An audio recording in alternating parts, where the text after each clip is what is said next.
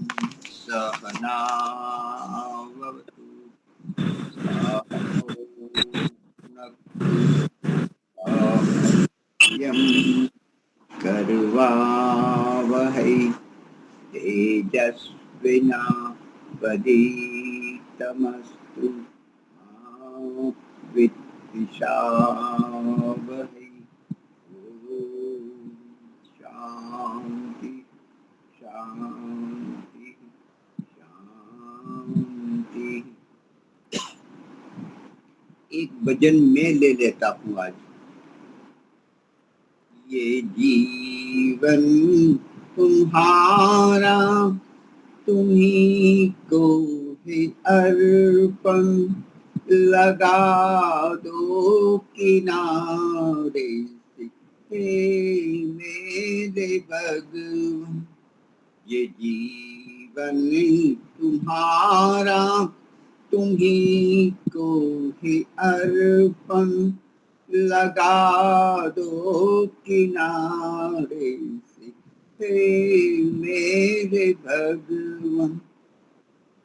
हो करुणा के सागर दया के खुदाता, तुम्ही जग के पालक तुम्ही जग विधाता।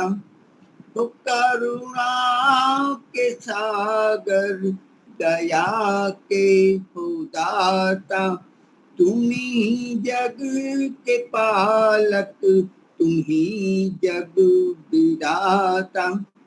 ये सोया है मानव इसे तुम जगा दो, ये सोया है मानव इसे तुम जगा दो।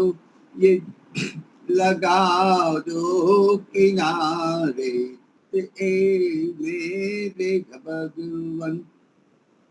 मैं पथ से गिरूं तो मुझे थाम लेना, दया कर के सद ज्ञान देते ही रहना। मैं पथ से गिरूं तो मुझे थाम लेना, दया कर के सद ज्ञान देते ही रहना। जो सच्चा है रास्ता उसे तुम बता दो, लगा दो किनारे से ओ मेरे भगवन। तुम्हारे भरोसे है जीवन की नैया, लगा दो किनारे हे मेरे खिवैया। तुम्हारे भरोसे है जीवन की नैया, लगा दो किनारे हे मेरे खिवैया। कहीं डूब न जाए उसे तुम बचा दो, लगा दो किनारे से हे मेरे भगवन। दर्श दो बड़ा होगा एहसान तुम्हारा, भटकता ही रहता है ये मन हमारा।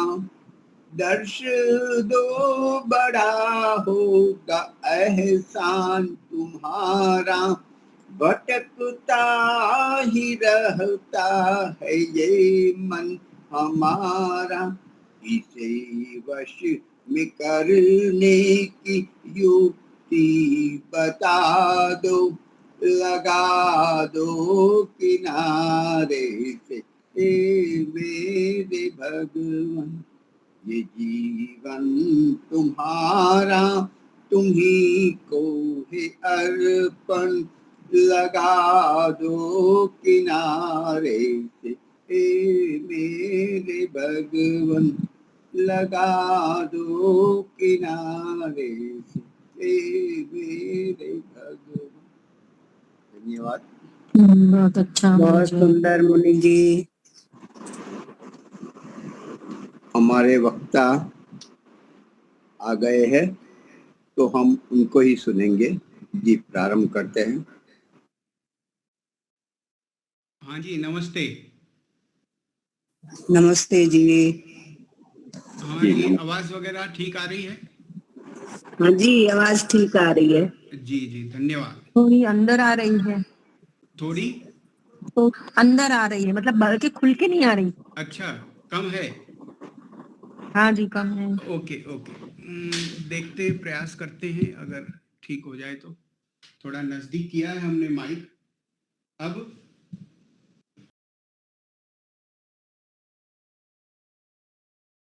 कई साधन हमें चालू करने होते हैं ना साथ में यहाँ पर। हाँ, ठीक है ठीक है। हाँ जी, सबको हृदय से नमस्ते। बहुत दिन बाद हम आपसे मिल पा रहे हैं और हमें एक तरह से तो क्षमा मांगनी चाहिए कि आदरणीय मुनि जी हमें इस दौरान 2-3 बार पूछे थे, लेकिन समय नहीं निकाल पाए। और आप शायद इन कक्षाओं सत्रों का आनंद लेते होंगे, लेकिन हमें ये लगता है कि आपसे ज़्यादा हम आनंद लेते हैं, हम लाभ लेते हैं कि आपके इस सत्र की चर्चा के कारण हमारा स्वाध्याय होता रहता, चिंतन कुछ और दिशाओं में ले जाने के लिए, गहराई में ले जाने के लिए प्रयत्न करने का हमें अवसर मिलता रहता।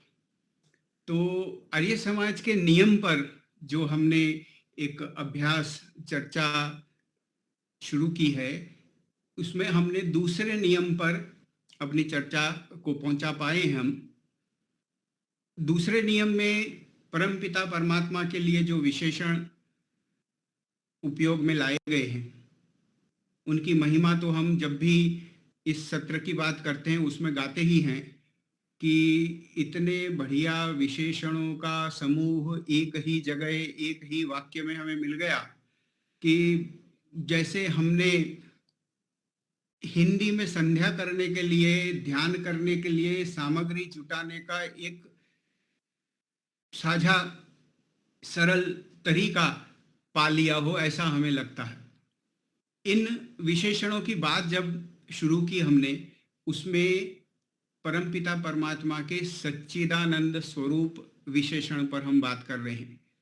सच्चिदानंद स्वरूप जो नाम ईश्वर को वैदिक साहित्य ने दिया, महर्षि स्वामी दयानंद सरस्वती जी ने सत्यार्थ प्रकाश में और उनके और साहित्य में उसका जगह जगह पर प्रयोग किया, उसकी मीमांसा करने का प्रयास कर रहे हैं। हमने उस प्रयास के भाग स्वरूप सत्य शब्द पर गत सत्र में चर्चा की थी कि परमपिता परमात्मा सत्य हैं, उसका हम क्या अर्थ निकालना चाह रहे हैं।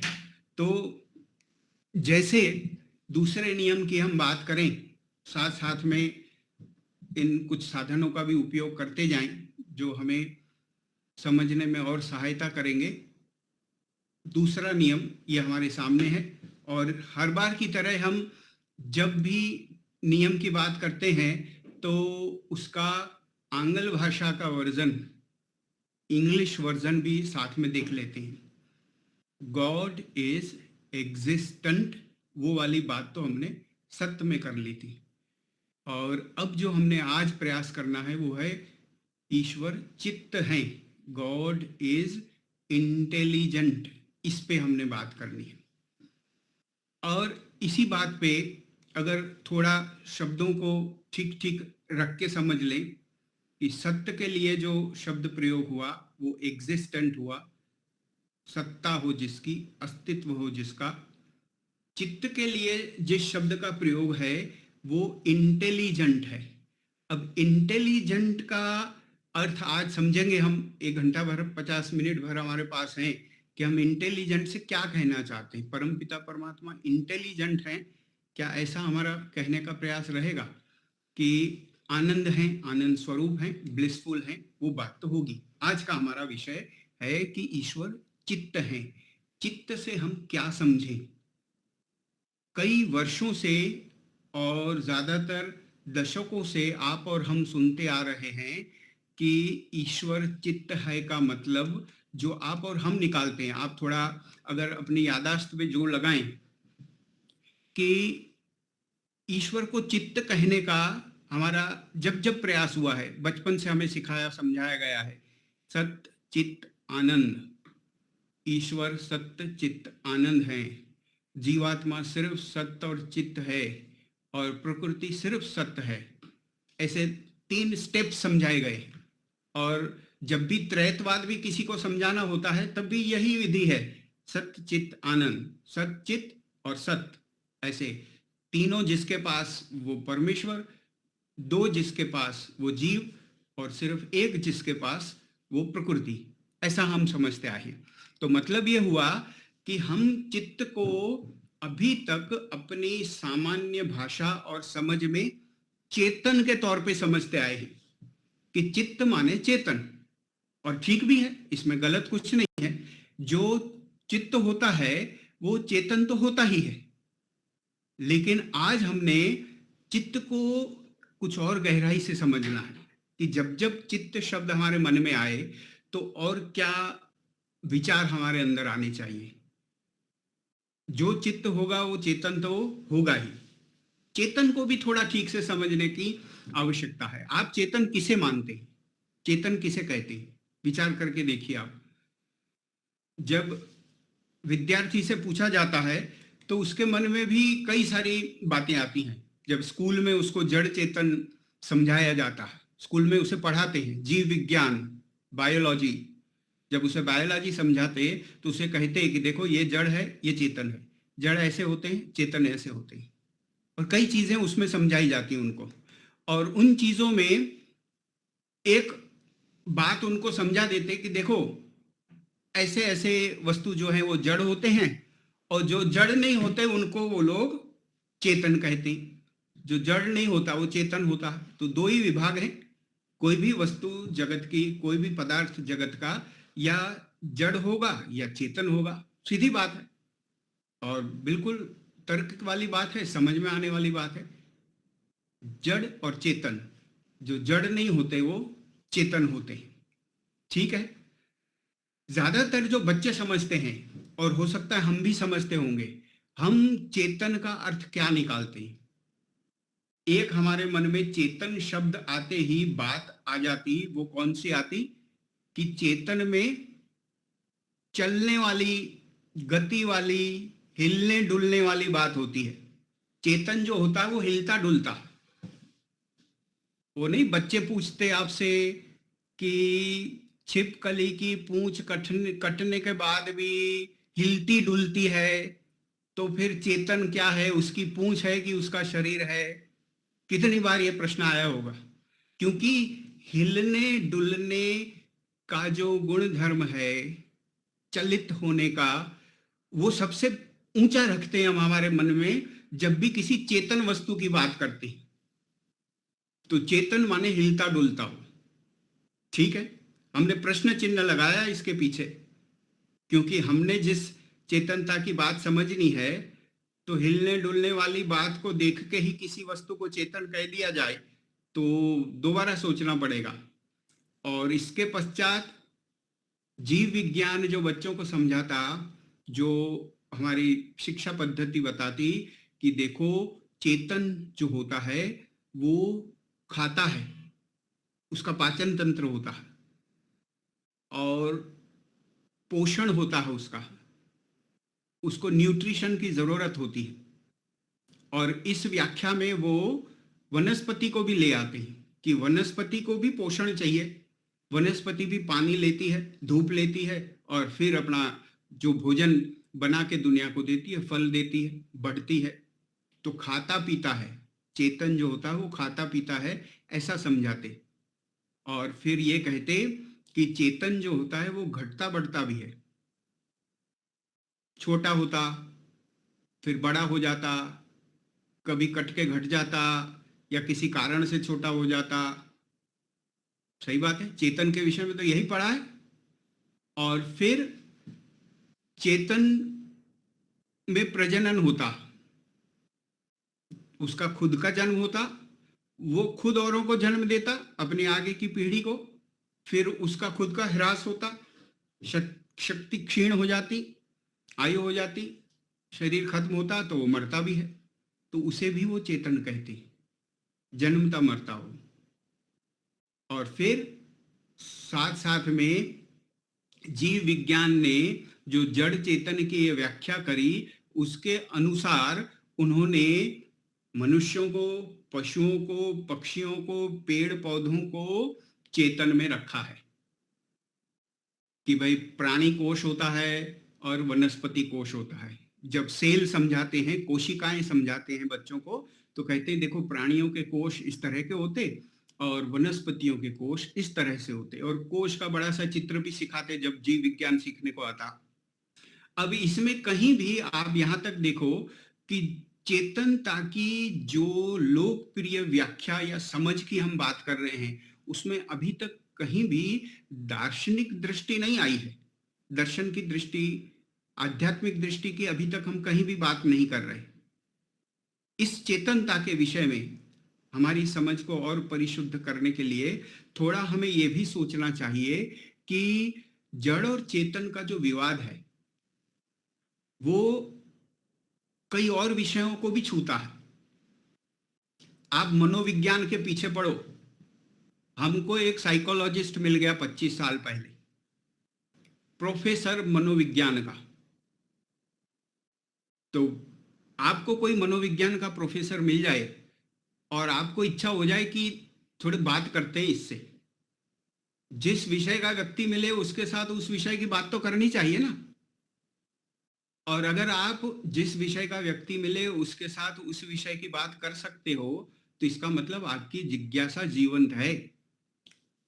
हमें एक बार एक यात्रा में आकाश विज्ञानी मिले थे, स्पेस साइंटिस्ट, तो हमने उनसे उनके विषय की बात करी, तो हमारे जानने के लिए हमें बहुत पता चला और उनको आश्चर्य हुआ कि आप किस विषय के हैं, आप इस विषय पे बात कर रहे हैं। तो ऐसा आनंद, ऐसी गति हम सबको थोड़ी थोड़ी बनानी चाहिए। तो जब आपको मनोविज्ञान का व्यक्ति मिल जाए और खुद को कहे कि मैं तो मनोविज्ञान पढ़ाता हूँ, साइकोलॉजी पढ़ाता हूँ। अब साइकोलॉजी पढ़ाना कितनी बड़ी बात है, मनोविज्ञान पढ़ाते हैं। सबसे पहले अगर हम उनसे पूछें कि भाई आप मन किसे कहते हैं, माइंड क्या है, बस वहीं से दो घराने शुरू हो जाएंगे, दो दिशाएं शुरू हो जाएंगी। आप कहेंगे कि भाई मन तो जड़ है, वो कहेगा नहीं मन चेतन है। वो कहेगा देखो मन खुद एक जगह से दूसरी जगह चला जाता, एक विचार से दूसरे विचार पे चला जाता। तो मनोविज्ञान ने जो भी दृष्टि दी है उसने भी जड़ चेतन की व्याख्या को उल्टा पुल्टा कर दिया, जो आधुनिक मनोविज्ञान है। तो वो मन को चेतन सिखाएंगे। जिस भी साइकोलॉजी, आधुनिक साइकोलॉजी को पढ़ने वाले व्यक्ति से पूछेंगे तो ये व्याख्या मिलेगी हमें। तो ये तो विवाद ही है, इस चक्कर में हम नहीं पड़ेंगे। हमारी चेतनता की समझ को हमने आज साफ करके ही उठना है। कानून में आ जाओ, हमारा सब विषय जो रहा है विधि, कानून में भी एक व्याख्या होती है, जड़ चेतन जैसी होती है, उसका वो नाम देते हैं लीगल पर्सन। वो कहते हैं कानून की दृष्टि में व्यक्ति कौन है। क्यों? क्योंकि अधिकार व्यक्ति के होते हैं, दायित्व व्यक्ति के होते हैं, केस व्यक्ति कर सकता है और केस व्यक्ति के सामने होता है। तो उन्होंने तो लीगल पर्सन की व्याख्या में मंदिर की मूर्ति को भी रखा है। वो भी लीगल पर्सन है, उसके भी अधिकार हैं कि भाई पुजारी इनकी सेवा कितने बजे करेंगे, क्या करेंगे। कभी विवाद हो जाए पुजारियों के बीच में तो वहाँ केस होता, और केस में उन मूर्ति जी को भी एक पक्षकार बताया जाता, पार्टी बताया जाता, लीगल पर्सन। मतलब वो चेतनता का भाव उसमें भी डाल दिया कानून शास्त्र ने। फिर इसी तरह से कंपनियां जो होती हैं, उन कंपनियों को भी वो लीगल पर्सन मानते हैं। कंपनी के भी राइट्स होते हैं, ड्यूटीज होती हैं। तो वहां जड़ चेतन की बात किसी और ही लेवल पे जाती है। और इसी तरह से अगर आज के युग की बात करें, आप और हम में से कौन होगा ऐसा जिसने AI ऐसा न सुना हो। भले समझा हो या ना समझा हो, लेकिन सुना तो सभी ने है। और जब भी कोई नई खोज चल जाए तो उसमें एक सुविधा ये हो जाती कि जो समझ में ना आए उसका जवाब देने के लिए एक शब्द मिल जाता व्यक्ति को कि भाई ये क्या हो गया, कैसे हुआ, तो बोले ये AI से हुआ। पता चले या ना चले, वो कहेंगे ये AI का कमाल है। और 20 साल पहले भी वो चीज, 20 साल पूर्व भी वो चीज वैसे ही होती थी, वैसे ही यंत्र होते थे। और आज किसी को दिखाओ तो बोले ये AI ने किया, समझ के अभाव के कारण है। तो AI चलो बहुत बहुत ही ज्यादा आधुनिक उच्च स्तर की खोज की है कंप्यूटर वैज्ञानिकों ने मिलकर, और उसकी शक्तियां बहुत अधिक हैं। जितना उसको समझो उतना उसमें और गहराई का पता चलता है। और AI के परिणाम स्वरूप आज आप देख रहे हैं कि रोबोट बन गए, रोबोटिक नौकर बन गए, रोबोटिक मानव बन गए, रोबोटिक कुत्ते बने, पशु बने, और वो भी हिलते डुलते हैं। वो भी आप जैसा कहो वैसा करके देते हैं। और एक विवाद चल रहा AI वालों के बीच में, वो कह रहे हैं कि एक दिन ऐसा आएगा, ये AI जो है ना, इसके अंदर द्वेष भी आ जाएगा, रोबोटों के अंदर द्वेष आ जाएगा, नफरत भी करेंगे एक रोबोट दूसरे रोबोट से, एक रोबोट मनुष्य से। ऐसी चर्चा चल रही। फिल्मों में तो बता ही दिया उन्होंने, 2-3 फिल्म बन गई रोबोट वाली। उसमें आपने देखा कि एक रोबोट इतना विकसित हुआ कि वो बुरा व्यक्ति बन गया, विलेन बन गया, और उसने बहुतों को नुकसान किया। और एक कोई रोबोट अच्छा वाला हुआ तो उसने अच्छा काम किया। तो बहस तो ये चल रही कि AI और मनुष्य के बीच में कुछ समय में फर्क करना इतना मुश्किल हो जाएगा कि आप कहोगे कि जो सब काम ये मनुष्य कर रहा, वो सब काम रोबोट भी कर रहा, तो किसकी सोच और आगे है, किसका मानसिक स्तर और ऊंचा है, ये तय कर पाना मुश्किल हो जाएगा। तो जड़ चेतन की बात तो AI और कंप्यूटर फील्ड में भी बड़े रुचि से लोग लिखते पढ़ते हैं। और हमने बात करनी है दर्शन में। आपके हमारे लिए जड़ और चेतन क्या है? आपकी हमारी शिक्षा तो शुरू होती है कि विद्या किसे कहते हैं, अविद्या किसे कहते हैं, और विद्या और अविद्या की व्याख्या में ही सिखाया जाता जो जड़ को चेतन समझे और चेतन को जड़ समझे, वो अविद्या के लक्षण में रखा जाता। और अगर ऐसा है कि विद्या और अविद्या के लक्षण को इस तरह से देखा जा रहा है, तो हमने तो सबसे पहले स्पष्ट समझ लेना पड़ेगा कि ये जड़ और चेतन क्या वस्तु हैं। हम थोड़ा आगे बढ़ेंगे और वो इस तरह से सोचना शुरू करेंगे कि भाई देखो, चेतन मतलब सिर्फ चलायमान हो, चलित हो, गति हो, धक्का मारने की उसमें ताकत हो, दौड़ने की ताकत हो, दूसरों को दौड़ाने की ताकत हो, सिर्फ उतना भर चेतन नहीं होता। जब परमपिता परमात्मा के चेतन स्वरूप की विचार करते हैं तो हमें लगता है हाँ हाँ, उनमें इतनी शक्ति थी कि पूरी पृथ्वी को वो घुमा रहे, पृथ्वी को बना दिया, कारण रूप प्रकृति में से कार्य रूप प्रकृति इस तरह से बन गई, उनके पास इतनी शक्ति है, हर चीज जैसे जैसे जहां जहां करनी रखनी है वो रख पाए। ये चलायमान करने की उनमें जो शक्ति है, चलन की शक्ति है, वो चेतनता का बहुत बड़ा गुण है। और उतना पढ़ के हम बैठ जाते कि परमपिता परमात्मा चेतन है। और वैसा ही हम में है कि हमको जिस शरीर में प्रस्थापित किया गया, हम उस शरीर को नियंत्रित कर पाते, अपनी इच्छा से हलन चलन कर पाते, तो हम कहते हैं कि भाई हम भी चेतन हैं। तो हम तो चेतन का अर्थ इतना ही निकालते हैं। चेतन का अर्थ अगर हमने ठीक वाला निकाला होता तो पता नहीं हमें कितनी सारी आध्यात्मिक नई गहराइयों का अब तक पता चल गया होता। चेतनता जो है दर्शन शास्त्र में हिलने डुलने, छोटा बड़ा होने, घटने बढ़ने, जन्मने मरने और दूसरे वातावरण के संसर्ग में आके अपना वर्तन बदलने, ऐसे ऐसे गुण धर्म जो जीव विज्ञान बताता है उसको नहीं कहते हैं। दर्शन में चेतनता की चर्चा शुरू होती है जो होश में हो, जिसमें चेतना हो, उसे चेतन कहते हैं। सचेत, कॉन्शियस जो मेडिकल भाषा है, डॉक्टर लोग जब व्यक्ति बेहोश हो जाता तो उसे कहते ये अनकॉन्शियस हो गया, और जब उसे होश आ जाता तो उसे कहते कि ये अब कॉन्शियस है, the patient has regained consciousness. तो यहां चेतनता होश के विषय में है, चेतना के विषय में है, और साथ साथ ये वो भी बताती है कि चेतनता जहां भी होता है वहां जीवन होता है, सजीव होते हैं। जो हम छोटे मोटे गुण धर्म अभी तक बात कर रहे थे वो सजीवों के हो सकते हैं, लेकिन हम उस चेतना की व्याख्या को और विस्तारित कर रहे हैं। तो जिसमें चेतनता होती है और उसको अवसर मिले ईश्वर के व्यवस्था में तो उसे जीवन प्राप्त होता है और उसके पास जीवन होता है। एनिमेट कहते हैं उसे, और इसी से एनिमल शब्द बना है। सजीव माने एनिमेट, निर्जीव माने इनएनिमेट। और इसी तरह से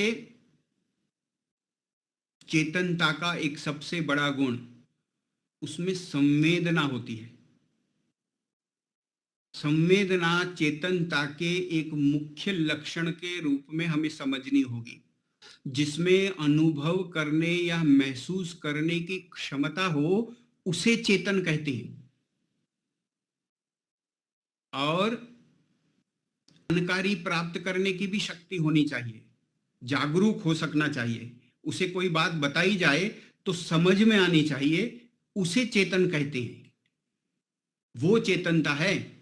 और इसीलिए फिलॉसफी के क्षेत्र में, आध्यात्म के क्षेत्र में, दार्शनिक क्षेत्र में तो चेतन का अर्थ जो है वो कॉन्शियसनेस या इंटेलिजेंस, या सबसे ऊपर जाएं तो प्योर इंटेलिजेंस होता है।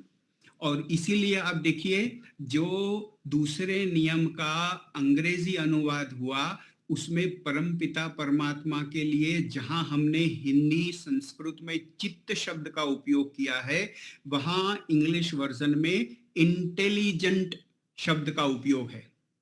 यहां इंटेलिजेंट का अर्थ वो नहीं जिसको आप कहते हैं होशियार, बहुत चतुर और बहुत परीक्षा में अधिक गुण लाने वाला, चालाक, दिमाग बहुत तेज हो, वो वाली इंटेलिजेंट की बात नहीं हो रही।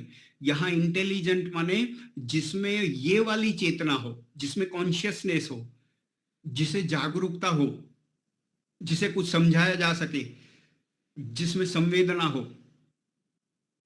जो जड़ वस्तु होती है उसको आप कोई नई बात, अच्छी बात, बुरी बात, सच्ची बात, झूठी बात का भेद नहीं समझा सकते। और जो चेतन होता है उसे, क्योंकि कॉन्शियसनेस होती है और उसके पास ये इंटेलिजेंस होती है, ये समझ होती है, ये भेद करने की शक्ति होती है, इसलिए उसे समझाया जा सकता है, उसे जानकारी दी जा सकती है। और इसी तरह से जब हम चेतन के विस्तार को थोड़ा थोड़ा समझने लगे कि हम चेतन जो है वो ये जीव विज्ञान वाला भी नहीं समझेंगे, ये मनोविज्ञान वाला भी नहीं समझेंगे, और आधुनिक चर्चा वाला भी नहीं समझेंगे। हम चेतन उसे समझेंगे जहां चेतना हो, कॉन्शियसनेस हो, संवेदना हो, समझ हो, जागरूकता हो। उस पदार्थ को, उस वस्तु को हम चेतन मानेंगे। पदार्थों में तो हम त्रैतवाद को मान चुके हैं। परमपिता परमात्मा, उनके लिए चित्त होने की हम चर्चा कर रहे हैं, मतलब वो तो चेतन है ही। और आप और हम जीव, उनको भी हम चेतन मानते हैं, हम चेतन हैं ही। और चेतन होने से ही हम ये वार्तालाप कर पा रहे हैं, अपना जीवन जी पा रहे हैं। हम में भी संवेदना है, हम में भी समझ है, हमें भी बात समझ में आती है, कोई हमें बताए तो हमें पता चलता है। ये गुण जीवात्मा में है। तो किसी ने महर्षि स्वामी दयानंद सरस्वती जी से एक प्रश्न पूछा, जो प्रश्न उत्तरी स्वरूप में ज्ञान देने का काम महर्षि स्वामी दयानंद सरस्वती जी ने सत्यार्थ प्रकाश में किया है। प्रश्न लिखा फिर उत्तर बताया, प्रश्न लिखा फिर उत्तर बताया। उसमें इतनी गहरी गहरी बातें छुपी हुई मिलती हैं कि एक प्रश्न किसी ने उनसे पूछा। प्रश्न था कि जीव और ईश्वर का स्वरूप, गुण, कर्म और स्वभाव कैसा है। हर बार जब भी हम बात करेंगे कि ईश्वर सत्य है तो जीवात्मा भी सत्य है, लेकिन थोड़ा भेद भी समझना होगा। ईश्वर सत्य है, मैं भी सत्य हूं, तो हमने गत सत्र में चर्चा की है कि उनके सत्य होने और मेरे सत्य होने में क्या भेद है। दोनों सत्य तो हैं।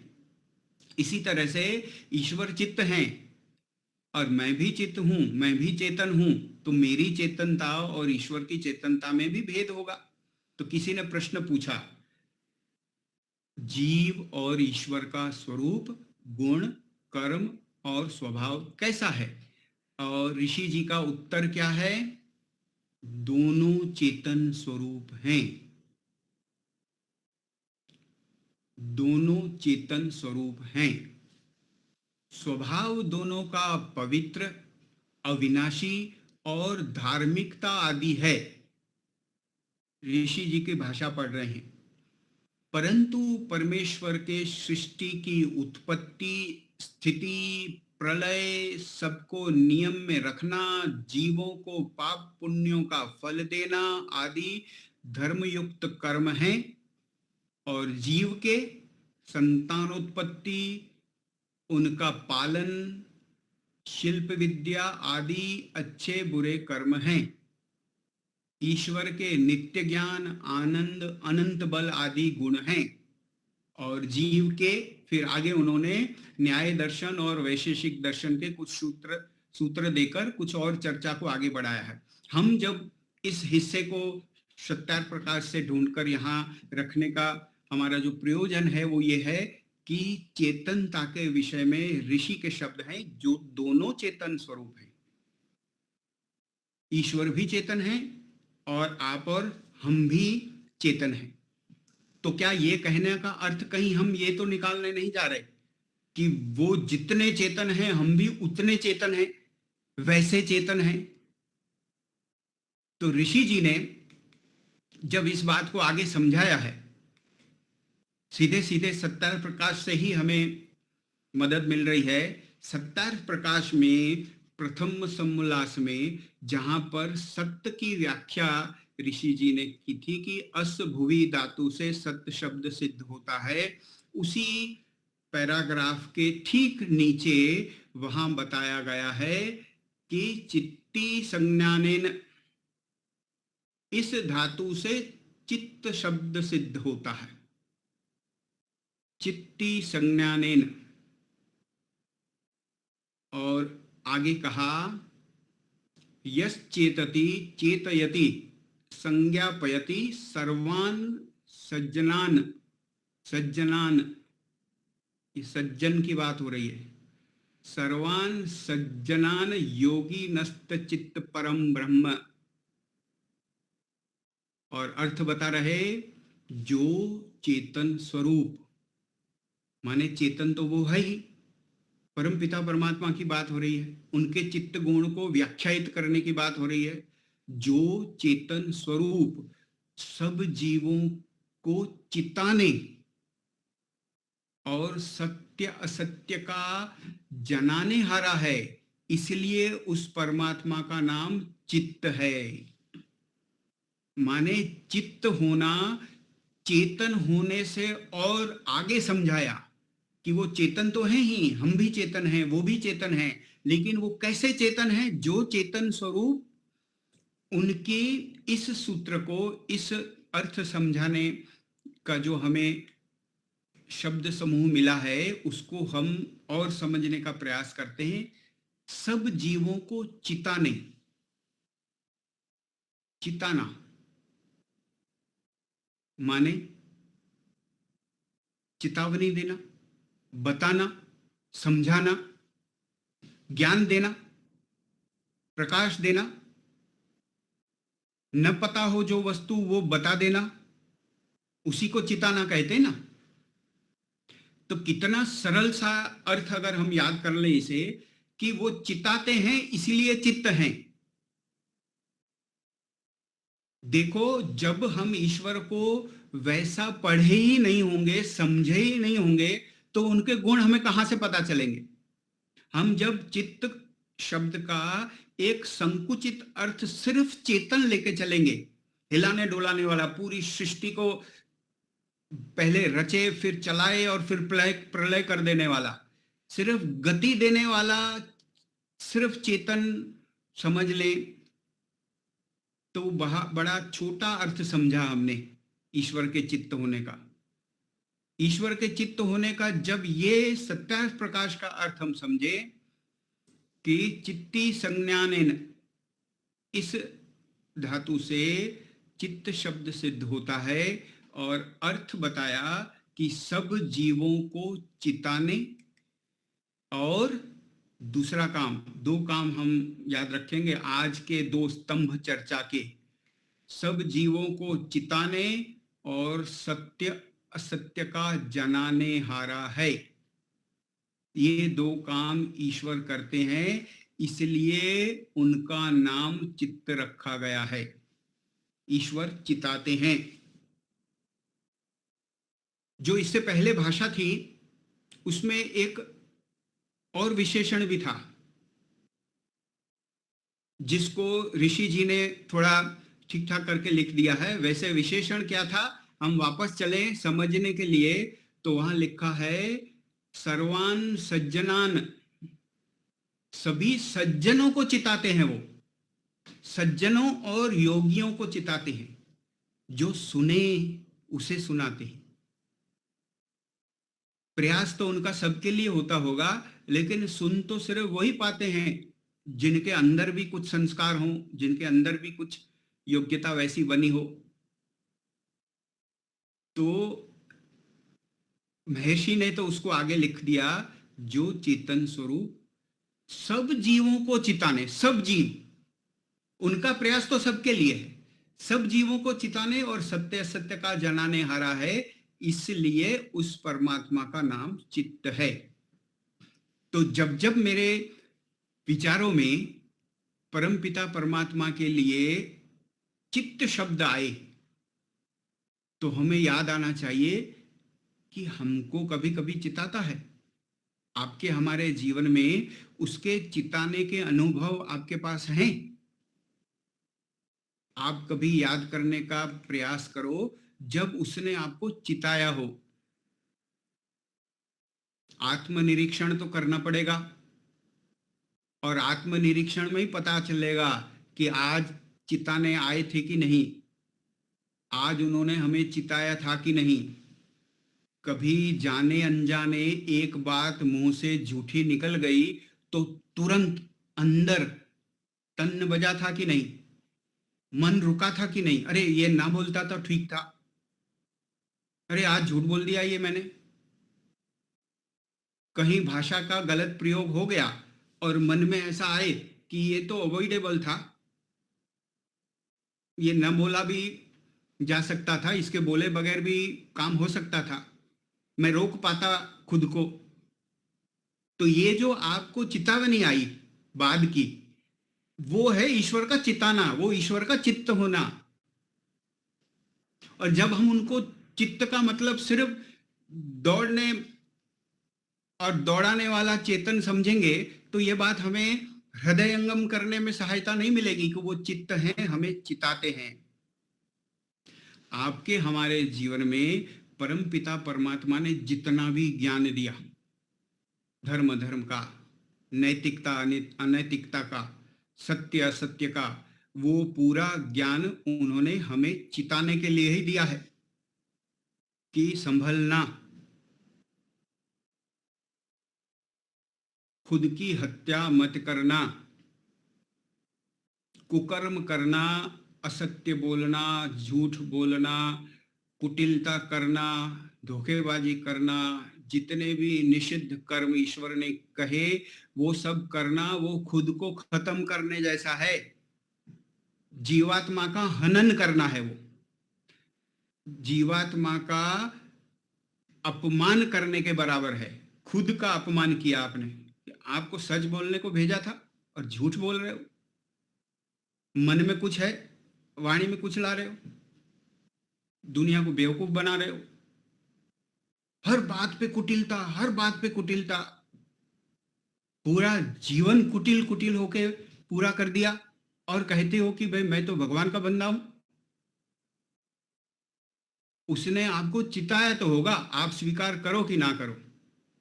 झूठ बोलने वाला व्यक्ति आपको आके कहेगा नहीं कि भाई देखो आज मुझे बड़ी ग्लानि हुई थी झूठ बोलने के बाद। और ज्यादातर व्यक्ति ग्लानि निष्णात होते हैं। इतनी बार उनको ग्लानि हो गई कि अब उसको खा पी गए हैं, अब उनको फील नहीं होता। उल्टा काम करते, गलत काम करते, उसके बाद वो दरवाजा ही बंद कर दिया उन्होंने, म्यूट कर दिया, रिंगर ही बंद कर दिया ईश्वर जी का। वो तो चिताने का प्रयास करते रहते होंगे, अब उन्होंने कहा कि ये बात हमको नहीं सुननी। इसीलिए तो इतने बेईमान दिखते हैं।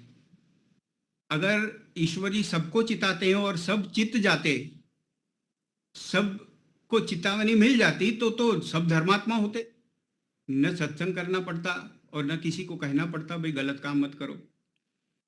तो सब जीवों को चिताने का काम परमपिता परमात्मा जो करते हैं, उसके विषय में आप अपने जो भी ध्यान का काम आपका होता हो बैठने का, उसमें जरूर आप विचार करना कि कितना चिताया उन्होंने हमें।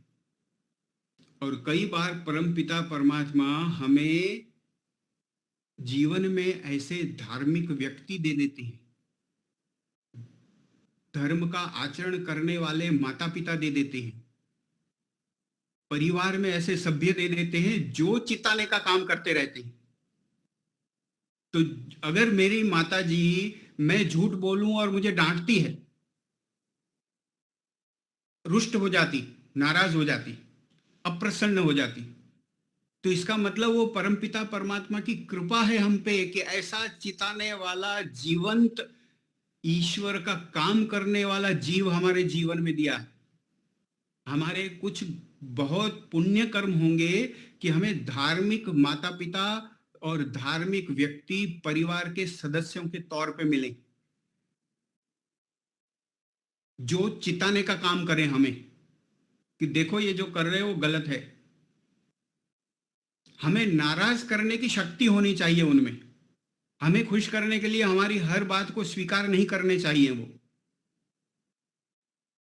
एक सभा में हमने कहीं पर प्रवचन में ऐसा कह दिया कि हे परमपिता परमात्मा, मैं ऐसे कार्य करूं कि आने वाला जन्म हर क्षेत्र में, हर विषय में, हर पहलू से मेरा अच्छा हो। तो उन पहलुओं में एक पहलू यह भी आता है कि मेरा परिवार अब से अच्छा हो, अभी जैसा मिला उससे अच्छा मिले, माता पिता जैसे अभी मिले और उससे अच्छे मिले, समाज जैसा मिला और उससे अच्छा मिले।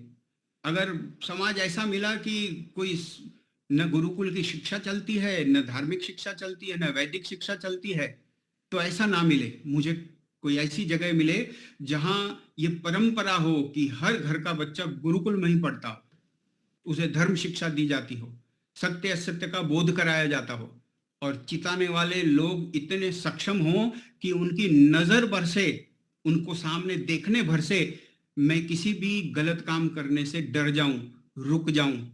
ऐसा मेरे पास परिवार होना चाहिए। तो उस प्रवचन में एक बात ऐसी आई कि अगर मां ऐसी मिली जो झूठ बोलना सिखाती है तो नहीं चाहिए, ले ले भगवान। ले ले भगवान का ये मतलब नहीं है कि मर जाए, लेकिन इसका मतलब यह है कि फिर से नहीं देना, फिर से ऐसी नहीं देना जो झूठ बोलना सिखाए।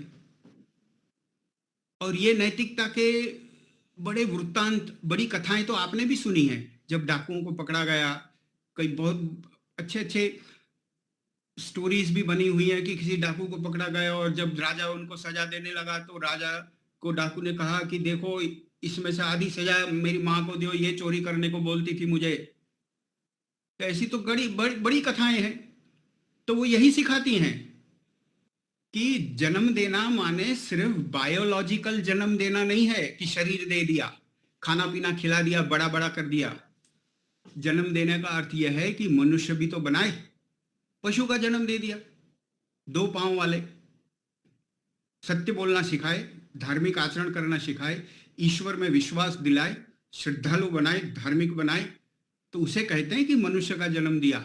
उसे कहते हैं कि चिताने का काम किया। तो जैसे परमपिता परमात्मा हमें और आपको चिताते हैं, तो ईश्वर के चिताने के गुण को कुछ हमें भी औरों के लिए निभाना चाहिए। जब हम कहते हैं ना परमपिता परमात्मा के गुणों को याद करने से क्या लाभ होगा, तो बताया जाता है कि आप उनके गुण धारण करोगे। तो उनके इस चित्त गुण को हम ऐसे धारण कर सकते हैं कि मेरे नजदीक का व्यक्ति जिस पर मेरा कुछ भी प्रभाव है, उसके गलत काम पे मेरी प्रसन्नता उसे नहीं मिलनी चाहिए। अगर उसने गलत काम किया है तो मेरी अप्रसन्नता और मेरा विरोध जितना भी वहां यथा योग्य हो वो उसे प्राप्त होना चाहिए। अगर कुछ नहीं चलती हमारी, सिर्फ बोल ही सकते हैं, तो बोल भी देंगे, भाई ये हम ठीक नहीं मानते जो आपने किया है, ये नहीं, गलत है। तो चिताने का काम थोड़ा बहुत जीवन में आपको भी करते रहना पड़ेगा। जब एक व्यापारी वैसे खुद को वैदिक विचारों का, धार्मिक विचारों का, आर्य विचारों को कहने लगे और उसका धंधा बढ़ता जाए बढ़ता जाए बढ़ता जाए, और इतना बड़ा कि एक दिन उसे एक नया व्यापार मिला और उस व्यापार में उसे एक बड़े सस्ते में जमीन मिल रही थी जहां तंबाकू की खेती होती थी। तो उसको खेती खुद तो करनी नहीं है, वो जमीन खरीद ले, लोग करते रहेंगे, कमाते रहेंगे। तो नफाखोरी इतनी चढ़ गई मन में कि बोले ये व्यापार ही तो है, धंधे में सब चलता है, चलो ले लो। तो उसके जो भी स्वजन हों, उसके कुछ बड़े हों जिनको वो मानता हो, गुरु हों, वो उसको कह दें कि देखो ये काम गलत कर रहे हो, ये ठीक नहीं कर रहे। हो सकता है वो नाराज हो जाए। अगर ऐसा उन बड़ों ने किया तो उसका मतलब कहते हैं कि उसने चिताया, सब जीवों को चिताने और सत्य असत्य का जनाने हारा है। आपको किसी ने शादी में बुलाया और आप खुद को कहते हो धार्मिक और वैदिक मान्यताओं वाले, और उस शादी में उसने मांसाहार खिलाना लोगों को, और आपको कहता नहीं आपको तो शाकाहार खिलाएंगे हम, आप जरूर आना। तो आप अगर कुछ नहीं कह पाते, उसको मना नहीं कर पाते, तो कम से कम जाना नहीं है और प्रचार करना है कि ये राक्षसी भोज है, ये मनुष्य का भोज नहीं। हत्या करके शरीरों और जीवों को दूसरों को खिलाते और उसको कहते कि खुशी मना रहे, और फिर शाकाहारियों को कहते आपके लिए शाकाहार की व्यवस्था की है। तो जब ये बोलते ना, तब उनके मन में क्या होता है पता है, कि घास फूस वालों के लिए घास फूस भी रखा है। उनके मन में ये भावना होती है। तो वहां भी चिताने का काम करना, विरोध करना, नहीं हम नहीं शामिल होंगे इस जनसंहार में, इस कत्लेआम में, इसका हम भाग नहीं बनने वाले। तो कितना सुंदर संदेश महर्षि की भाषा ने हमको दिया। परम पिता परमात्मा चित्त हैं, उनको चित्त इसलिए कहा कि वो चिताने का काम करते हैं, हमें सचेत करते हैं, चेतावनी देते हैं, सत्य सत्य का बोध कराते हैं, और इसलिए उनका नाम चित्त रखा है। पाप और पुण्य की व्याख्या में तो आपने बचपन से सुना होगा, जो भी व्यक्ति आर्य परिवार से होगा उसने एक बार नहीं कई बार सुन रखा होगा कि महर्षि क्या कहते हैं। पाप की व्याख्या करते समय वो क्या बताते, उन्हीं की भाषा पढ़ लेते, सीधे सीधा उनके शब्दों को जीने का प्रयास करें, सुनने का प्रयास करें, खुद को सुना के। महर्षि कहते और जब आत्मा मन और मन इंद्रियों को किसी विषय में लगाता अथवा चोरी आदि बुरी व परोपकार आदि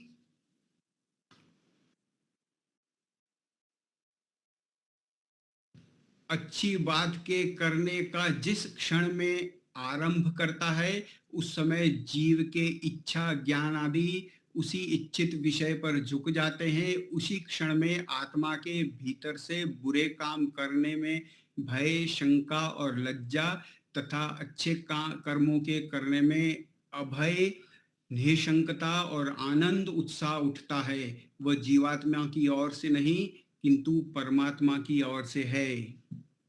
यह भी तो व्याख्या है, यह भी तो चिताने की बात है। ऋषि जी ने तो कई चर्चाओं में नास्तिक को आस्तिकता का प्रमाण देने के लिए कहा कि भय शंका लज्जा होती है ना, यही प्रमाण है कि ईश्वर है।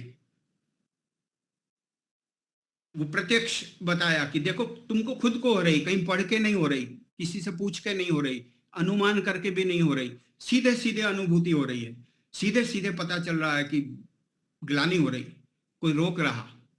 तो ये जो भय शंका लज्जा होती, ये भय शंका लज्जा ईश्वर कराते, और यह लज्जा शंका और भय जो पैदा होता हमारे अंदर, उसी को उन्होंने प्रमाण बना के बताया कि देखो ईश्वर हैं।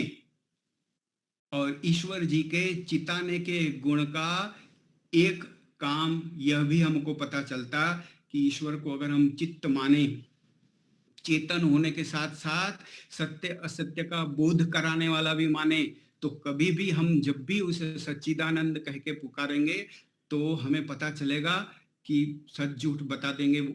इनके सामने ठीक ठीक रहना, हमें गुणी रहना है, अधर्म में नहीं फंसना, पापाचरण नहीं करना, असत्य आचरण नहीं करना। तो इस तरह से महर्षि जी की इस भाषा ने हमें इस बात की भी प्रेरणा दी है कि देखिए चित्त हमने ईश्वर को इस कारण से भी कहा है। तो जैसे हम हर चर्चा के बाद एक टेस्ट वो रखते हैं कि जब भी हम परमपिता परमात्मा की किसी गुण की बात करें और हमें लगे कि यह बात हमारे साथ भी लागू होती है, तो चित्त हम भी हैं, लेकिन कैसे चित्त हैं, कितने चित्त हैं, कितनी चेतनता है कि वो जो सत्य सत्य का बोध कराते वो बोध हमें होता, वो बोध हम ले पाते, वैसे चित्त हैं हम। और उनका चिताने का गुण हम आगे अपना के दूसरों को चिताएं, वो भी क्षमता हम में है, वो भी हम कर सकते हैं। बाकी हमारी जो समझ है, हमारी जो जानकारी है, हमारा जो होश है, हमारी जो संवेदना है, वो उन पर इतनी निर्भर है कि यह आत्मदा बलदा, वो हमारे आत्मज्ञान के देने हारे हैं। हम हैं, हमारी हस्ती है, इसका भी बोध हमें ईश्वर की कृपा से ही होता है। तो यह उनके चित्त होने और हमारे चित्त होने में इस तरह का भेद भी हमें समझना चाहिए। तो हम ऐसा निवेदन करते हैं कि ऋषि ने जो व्याख्याओं का, साहित्य का खजाना हमें अपने ग्रंथों में दिया है, उन ग्रंथों को ढूंढ कर, व्याख्याओं को निकाल कर हम पढ़ें और अपने विचारों को और परिष्कृत करते करते आगे वैसी मान्यताएं बनाकर खुद भी उन पर चलें और औरों को भी उन मान्यताओं पर चलाने की प्रेरणा देने का प्रयास करें। तो आज हमने ईश्वर चित्त है इस विषय पर इस बात को आपके समक्ष रखा है। हम आगे की चर्चा जब दूसरा अवसर आएगा तो परमपिता परमात्मा के सच्चिदानंद शब्द समूह के तीसरे शब्द आनंद को समझने का प्रयास करेंगे। तो इसी के साथ मैं अपनी वाणी को विराम देता हूं। आप सबका धन्यवाद। ओम शांति। बहुत बहुत धन्यवाद। आपका बहुत बहुत धन्यवाद। बहुत सुंदर विवेचना की आपने, बहुत ही सुंदर। काफी मेहनत से पूरा इकट्ठा किया है। धन्यवाद। मैंने आपको कहा ना कि आपसे अधिक लाभ हमें होता है। स्वाध्याय का भी और तैयारी करने का, अपने चिंतन में और नए कोनों, नए गहराइयों में जाने का। बहुत बहुत धन्यवाद। बहुत धन्यवाद। गुरुवार को भी आपकी अनुकूलता रहेगी ना? हाँ जी, हाँ, गुरुवार को मिल सकते हैं। तो जी गुरुवार को आपका रखते ही प्रवचन बिल्कुल ये जी चालू रहेगा जी गुरुवार को। जी जरूर। चलो, बहुत बहुत हमें धन्यवाद। बिल्कुल गुरुवार को पकड़ के जी रखता है आपका प्रवचन, जी जी। बिल्कुल पकड़ के रखता है। अच्छा, हाँ हाँ, ओके ओके, इसके और ये आगे बढ़िया, अभी क्या अच्छा है, है। इसके आगे अभी क्या है, वो मतलब सुनने के लिए तत्पर रहते हैं। ये बहुत अच्छे। संध्या में बहुत उपयोगी है। जी, संध्या में बहुत उपयोगी है, बिल्कुल उपयोगी है, बहुत ही ज्यादा। आप कहीं संध्या कराने बैठे तो इन विचारों का उपयोग करके और बहुत नए नए आयाम आपको मिल सकते हैं। जी सुरेंद्र जी हाथ उठाया है, सुरेंद्र भाई, आप बोलना चाहते हैं सुरेंद्र जी? जी जी नमस्ते जी, आप सभी को मेरा नमस्ते। मैं नमस्ते। ये जानना चाह रहा था कि जो चिता होती है ना, चिता एक होता है, जब अग्नि दी जाती है मृतक शरीर को, पार्थिव शरीर, तो उसको चिता भी बोलते हैं। तो चिता, वहां पर चिता से क्या आशय है? नहीं, वो तो अब भाषा की बात है। वहां चिता का अर्थ यह तो नहीं है जो चिताने वाला है, वो तो एक मतलब अर्थी है, अर्थी को अग्नि के सम्मुख करना है, अग्नि को सौंपना है, तो उसका भाषा में ये शब्द है। आपको ये भी बात, अच्छा हुआ आपने ये पूछा कि संस्कृत भाषा के पास इतनी समृद्धि है, और उस समृद्धि होने के कारण समस्याएं भी हो जाती कई बार, कि जिस चित्त शब्द को हमने परमपिता परमात्मा के लिए अभी समझा, वही चित्त शब्द अंतःकरण में भी मन बुद्धि चित्त अहंकार में आता है, वो चित्त अलग है। तो वहां चित्त का अर्थ ये चित्त नहीं है जो हमने ईश्वर के लिए समझा है, वो तो चित्त स्मृति के साथ और कार्यों के साथ संबंध रखने वाला है। उन सब जो पदार्थ हैं उनकी भी कभी चर्चा, विषय आते करेंगे, समझने का एक विद्यार्थी के तौर पे प्रयास करेंगे, तब वो भी बातें हमें समझ में आएंगी। अग्निदाह दिया जाता है इसलिए उसको चिता बोलते हैं। अग्नि, अग्नि में उसको दिया जाता है इसलिए चिता बोलते हैं कि चिता में गया, अग्नि में उनको वो बात तो समझ में आ गई, लेकिन जो चित्त विराम। चित्त से चिता, चिता जो शब्द लग गया उस पे, वो उसकी बात हो रही है। तो जो दाह संस्कार बोलते हैं वैसे तो। ऐसे ही परमपिता परमात्मा के लिए ऐसे शब्द का भी उपयोग हुआ कि वो चिताते हैं, इसलिए वो चित्ती हैं। पुरुष लिंग और स्त्री लिंग दोनों में परमपिता परमात्मा के नाम हैं, तो ऋषि जी के शब्द मिलते हैं कि वो देव भी हैं और देवी भी हैं। तो जब चिताने के अर्थ में उनके लिए बोला जाता तो चित्ती कहा जाता उन्हें, कि ईश्वर चित्ती हैं, चिताते हैं। तो इस तरह के भी शब्द हमें वहां भाषा में मिलते हैं। बाकी आपका जो भाषा का प्रश्न है, इसके और व्युत्पत्ति के लिए कि चिता अर्थ को दाह संस्कार के साथ कैसे जोड़ा गया है, इसको और संशोधन करके फिर इस पर करेंगे बात। आचार्य जी नमस्कार। जोड़ेंगे कभी भी। नमस्कार आचार्य जी। मतलब नमस्ते चित्त, जी। चित्त, हाँ जी, चित्त का मतलब चिताना, मतलब जगाना एक तरह से, परमात्मा जी, जगा बिल्कुल। रहे हैं ना। जी जी, जी जगा रहे हैं, सचेत कर जी, रहे हैं, जागरूक सचेत कर कर रहे रहे हैं। हैं। हाँ, जी जी जी अलर्ट, अलर्ट वाला जो है, अलार्म करना, जी जी भटकने से बचाने के लिए। जी, बहुत अच्छा आपका लगाइए ना सुनना हमें। जी आज जी, मैं फर्स्ट टाइम धन्यवाद। जुड़ी हूँ, लेकिन बहुत बहुत अच्छा लगा। मैं रेगुलर जुड़ती रहूंगी, जी जी, और धन्यवाद मेरी बहू भी धन्यवाद। सुन रही है आपकी वाणी को। अच्छा वाह वाह, अच्छा। बहुत पहली बार सुना है, आर्य समाज से पहली बार ही जुड़ी है। अच्छा अच्छा अच्छा। जी जी हमें कई प्रतिभाव मिलते हैं कि कई आर्य समाजी परिवार के सदस्य जब इस वीडियो को चढ़ाया जाता हमारी चैनल पे, और दीपालिका जी चैनल पे चढ़ाती हैं उनके, तो वो अपने और सदस्यों में ये भेजती हैं जो आर्य समाजी ना भी हो, तो उनके प्रतिभाव भी मिलते हैं। वो भी आप यूट्यूब लेट्स गो फिलोसॉफी का चैनल पर जाके उसके प्रतिभाव पढ़ेंगे नीचे, तो आपको जी पता चलेगा कि जो नॉन आर्य समाजी भी जब इन शुद्ध आध्यात्मिक बातों को सुनते हैं, तो उनको पता चलता है कि वैदिक सनातन आध्यात्म जो है वो कितना विशाल है और कितना प्राचीन है और कितना जी, लॉजिक बिल्कुल। है उसमें। धन्यवाद आपका बहुत जी बहुत। धन्यवाद धन्यवाद। बहुत बहुत धन्यवाद। समय आज भी हो आपने चुका है, तो शांति आज पाठ के आपने लिए हमें चिता दिया। शंकर जी। जी, आज आपने हमें चेता लिया। बहुत अच्छा, बहुत अच्छा। तो हमने तो परमपिता परमात्मा के गुणों को अपनाना ही है और चिताना है, और चिताने में कई बार आपको, जैसे आप हमें प्रशंसा कर रहे हो, धन्यवाद कर रहे हो, हर बार आपको चिताने में धन्यवाद नहीं मिलेगा। कई जगहों पर जब आप चिताएंगे तो आपको सामने विरोध मिलेगा और अप्रसन्नता मिलेगी, दुश्मनियां मिलेगी। सच बोलने वाले व्यक्ति से कोई प्रेम नहीं करता। जी तो लेकिन फिर भी चिताने का काम करते रहें, हम तो ऐसे ही हैं, बहुत बढ़िया। हम चिताते रहेंगे, ऐसा होना चाहिए। अगर समाज परिवारों से अलग जाएंगे तो वहां पर तो ऐसा ही विरोध होगा। ये होगा। सिर्फ सारे समाजी परिवार में। प्रेम से, अच्छी भाषा से हमें अपनी बात कहनी है, सत्य का प्रचार करते रहना है। जी, हाँ जी, शंकर जी शांति पाठ कराइए। शांति पाठ जी।